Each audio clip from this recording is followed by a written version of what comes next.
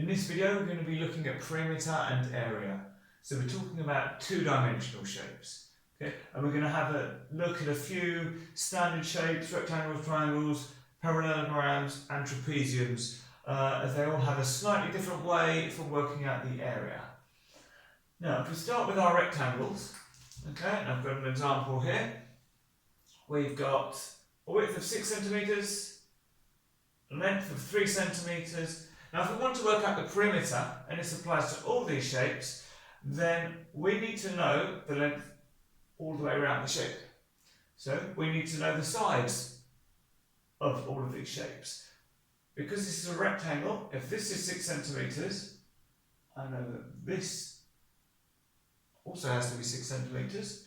And in the same way, if this is 3 centimetres, we've got another 3 centimetres. So if we add these all up, I'm going to start with this size of 3, plus 6 is 9, and another 3 is 12, and 6 is 18. And these are all in centimetres, so my perimeter is going to be in centimetres. Now for the area, for a rectangle, to work out the area, we have this formula, where L stands for length, so 3, and W stands for width, 6. So 3 times 6 gives us 18. And because it's area, whatever units I've got are going to be squared. So I've got centimetres squared.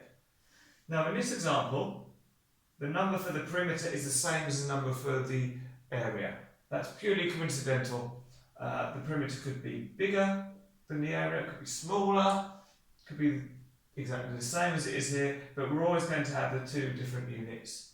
So centimetres for perimeter, centimetres squared for area. Okay. This is a rectangle, but it's a special type of rectangle. In fact, we know it as a square. So our width is 5, our length is 5. So for the perimeter, we're going to have 5, 10, another 5 here, 15, and another 5 up there to give us 20 centimetres. And the area is going to be 5 times 5, so it's 25, and again it's centimetres squared. Okay. Now for triangles, so the perimeter is the same, we just add up the distances around the shape, so 3 plus 5 is 8, plus 4 is 12 centimetres. For the area, well, we've got a different formula here, but just to try and explain that formula, if you think of this as, if I draw some dotted lines here, more going up, you can see that looks a bit more like a rectangle. In fact, it's half of a rectangle. So that's why we're working out our formula as a half of the base, which is 4, times the height, which is 3. Okay. And because these are all multiplications, we can do these in any order you like. So I'm going to, well, 4 is an even number, so I'm going to do a half of 4, which is 2, and then multiply it by the height, which is 3, to give 6 centimetres squared. Or you could have multiplied the base times the height first, which is 3 times 4, which gives you 12, and then a half of it, which gives you the 6 centimetres. Okay. Now we have another triangle here. The important thing with the height is that it's the vertical height of the triangle. So long as they've given us the height from the top of the triangle there down to the base, where this forms a right angle, well then we need to multiply a half by 20, so half of 20 is 10, times 12 is 120 centimetres squared. And for the perimeter, well, I can add 19 plus 13, which is 32, add on the 20, and that's going to give me 52 centimetres. Okay. Now we have a look at a parallelogram. So if we start with the perimeter, well, we need the length of this side and this side. Well, the definition of a parallelogram is that it's got two sets of parallel sides which are also the same length. So that's missing that. And these arrows are telling me that this side and this side are parallel, and this side and this side are parallel. So if this is 12 centimetres, this must also be 12 centimetres. And if this is 9 centimetres, this is also 9 centimetres. And this is because we know it's a parallelogram, so we know that this is going to be the case.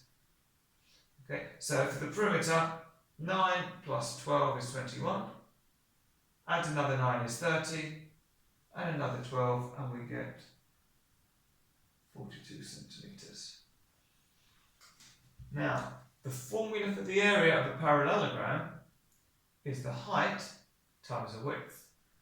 But again, the important thing is that the height is the vertical height. Now, if I try to explain this, if you think, well, a parallelogram is really a rectangle. If we chop this corner off and stick it on over there, well, you see, oh, okay, well, now I've got a rectangle which is 12 centimetres by 8 centimetres.